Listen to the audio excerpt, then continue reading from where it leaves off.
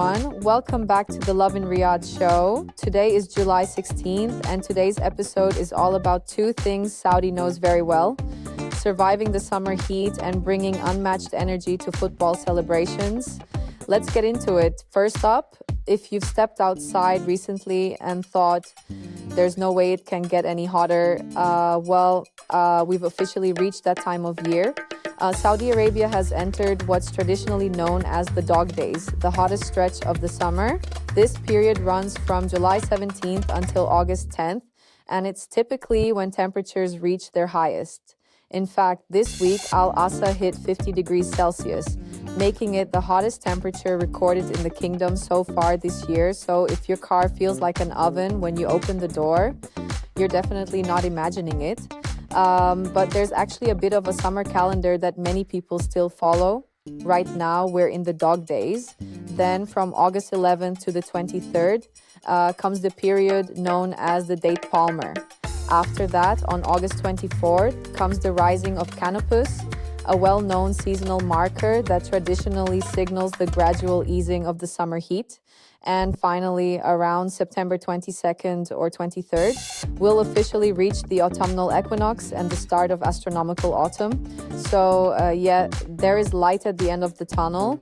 Until then, people across the kingdom are doing what they do every summer, planning errands for early mornings or evenings, drinking plenty of water, finding any excuse to stay indoors, and making air-conditioned cafes and malls their best friends. If you're heading outside this week, don't forget the sunscreen and maybe double check that your steering wheel isn't about to burn your hands. Now onto football. And honestly, one of the funniest World Cup moments we've seen so far. Argentina has officially booked its place in the 2026 World Cup final, thanks to a dramatic last-minute winner. But one of the biggest viral moments didn't actually happen on the pitch. It happened in the middle of a fan zone. Saudi creator Barkat somehow managed to steal the show.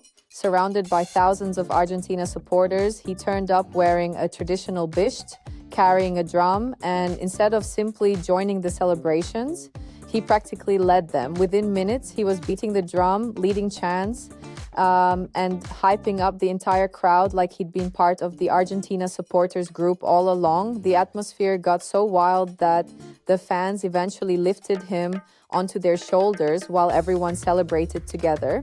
It's one of those moments that perfectly captures how football can bring complete strangers together, and the excitement didn't stop there.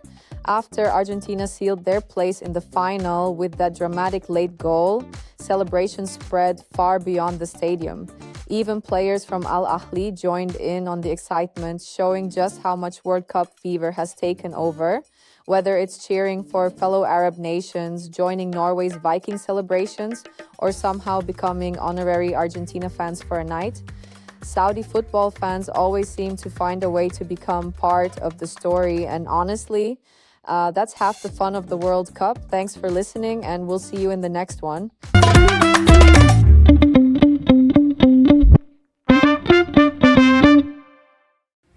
Thank you for tuning into the Lovin Riyadh podcast as part of the Augustus Media Podcast Network. Please hit that subscribe button wherever you get your podcast from.